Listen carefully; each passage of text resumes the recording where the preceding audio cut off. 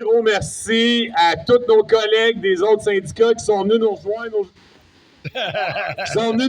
aujourd'hui pour des petites gangs dispersées de Rimouski à Rouyn-Noranda en petits groupes de 4, 5, 6 à gréver par jour. Ça fait du bien en maudit de voir nos faces, mais de voir d'autres faces qui viennent nous appuyer. Dans ce cas-ci, pas sur une ligne de piquetage, mais en avant du bureau de celui qui nous cause bien des problèmes depuis un bout.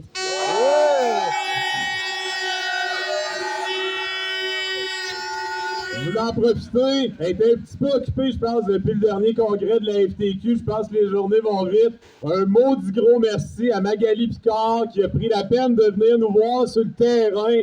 Moi, j'ai retenu 2 mots qui ont été dits, puis qu'elle leur dit tantôt, qu'on a très bien entendu, puis que notre gang, on y croit, prendre des risques, puis être transparent avec nos membres. Au 54-54, c'est ce qu'on a fait depuis le début, puis je pense que c'est ce qui nous permet aujourd'hui d'être debout, puis de dire à nos boss, « Fuck you, on rentrera pas travailler tant que vous nous aurez pas donné raison. »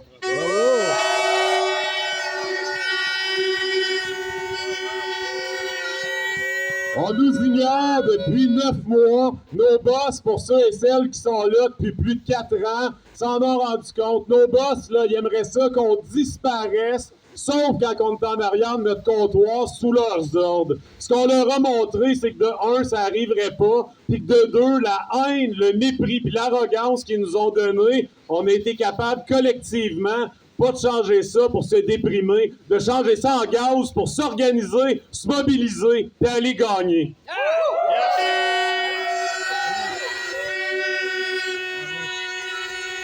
On se rappelle, pour ceux qui sont là depuis le début, je pense que ça fait longtemps qu'on préparait à vivre ce qu'on vit en ce moment, c'est-à-dire il y a 4 ans, quand on a accepté une job dans une société d'État, où ce que moi, j'ai toujours grandi, on nous disait, société d'État, t'as des bonnes conditions, t'as un bon salaire, ça donne un exemple au marché privé. Nous autres, quand on est arrivés, on était payés à 14$ de l'heure, avec des conditions de travail de merde, des horaires qui nous étaient envoyés 4 jours à l'avance, puis des boss qui nous disaient, s'il vous plaît, ferme ta gueule.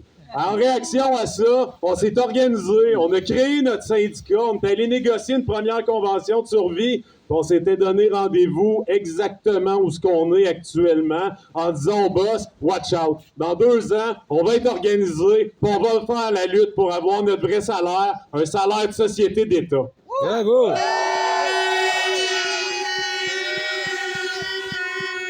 Mais nos boss ont décidé qu'ils voulaient faire une guerre, non pas juste aux salariés qu'on était, mais bien à notre syndicat, en souhaitant qu'on s'écrase devant leur répression, devant leur mépris. Puis par rapport à ça, bien, on a vu que les membres de partout à travers le Québec, parce qu'ils étaient informés, parce qu'ils savaient ce qui se passait sur le terrain puis à la table de négo, n'ont pas eu peur de se mobiliser. On s'est fait confiance collectivement. Puis ça fait que 9 mois plus tard, on est devant un patronat puis devant un gouvernement qui sait plus quoi faire avec nous autres. Parce qu'ils ont tout essayé pour nous faire rentrer, que ce soit la peur, la répression, la chienne de passer le temps des fêtes en grève. Puis à chaque fois qu'ils nous ont mis au pied du mur, on s'est tenu debout, on s'est regardé collectivement puis on a dit « Boss, on bougera pas d'ici. » À partir de ça, on va continuer cette négo-là avec un objectif, c'est de s'assurer que quand on va rentrer travailler, ça va être dans le respect, ça va être la tête haute, puis qu'on va arriver, puis qu'on va regarder nos gestionnaires, puis qu'on va leur dire « La game a changé. » On sera plus juste en arrière de nos comptoirs à vous écouter. C'est nos shops, c'est nos jobs, c'est notre travail, puis c'est nous autres qui va décider comment que ça se passe.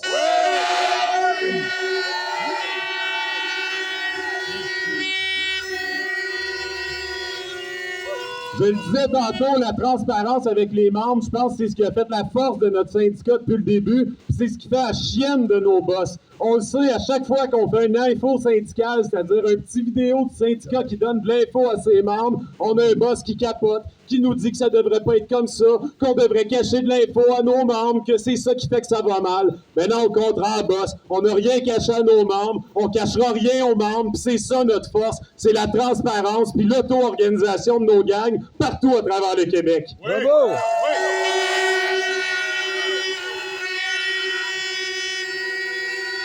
Je vais finir avant que les beignes et le café arrivent, justement en disant merci à chacun des membres du 54-54. C'est pas le comité exécutif du 54-54 qui est fort, c'est pas nous qui a fait la lutte.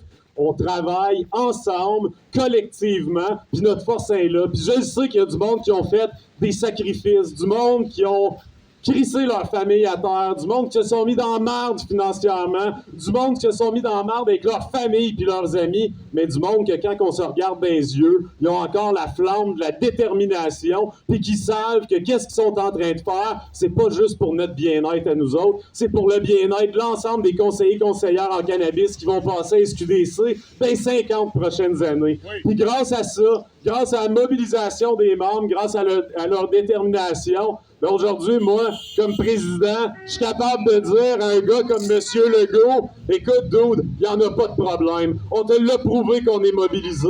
Nous autres, on est prêts à s'asseoir en grève, puis à regarder le calendrier, aller de même, pendant que tu renvoies notre monde sur le marché noir. Mais ce qu'on aimerait, c'est qu'ils viennent s'asseoir à la table, qu'ils arrêtent avec leur égo de merde, qu'ils viennent nous proposer un salaire, puis surtout, qui reconnaissent, qui claireront personne de nos membres suite à cette grève-là. Parce que c'est peut-être quelque chose pour ceux qui sont pas au courant de notre négo. Nos boss nous menacent depuis des mois. La journée qu'on va signer une entente de principe, ils calissent nos membres dehors pour des actions en lien avec la grève. Mais il est temps que le gouvernement de la CAQ et la SQDC comprennent, ça arrivera jamais. Le 54-54 signera jamais une entente de principe puisque des membres se font clairer. On va sortir de là avec un salaire de société d'État, avec tous nos membres en vie, puis on va retourner au travail faire notre job. Fait que t'as deux choix. Tu restes assis sur ton cul pis tu nous regardes en grève, on va t'offrir plus longtemps que toi. Ou tu s'en viens à la table demain, on règle pis on recommence notre mission de santé publique. Merci tout le monde, solidarité!